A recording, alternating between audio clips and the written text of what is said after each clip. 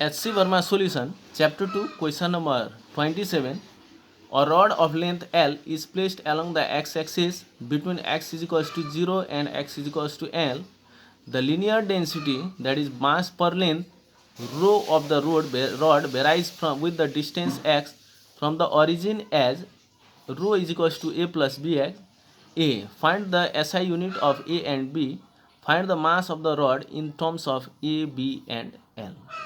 Solution: by using the principle of the homogeneity, dimensionally we can write here in this equation by the principle of homogeneity states that the dimension of this quantity or the dimension of each term in the equation should be same in dimensionally correct equation. Therefore, this by the principle of homogeneity, the dimension of this quantity should be equal to the dimension of this quantity.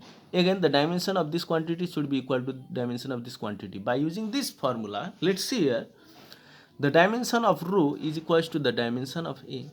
That means the dimension of rho is ml to the power minus 1 is dimension of A. Therefore, the SI unit of A is, here m states mass. Therefore, in the mass has SI unit kg. Here L states the length to the power 1 and the SI unit of the length is meter. Therefore, the SI unit of A is kg per meter. Also, the dimension of rho is equals to dimension of bx. Therefore, dimension of rho is ml to the power minus 1. Dimension of b dot dimension of x is L here, and taking this L to the left side we will get the dimension of b to be ml to the power minus 2. Hence the SI unit of b is kg per meter square.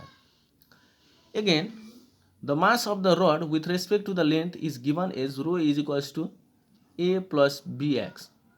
That means dm divided by dx. That means mass with respect to x is equals to a plus bx.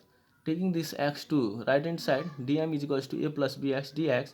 The mass of the red rod from the length x is equals to 0 to x is equals to L is given as the mass here dm is equals to from 0 to L a plus bx, integrating both sides.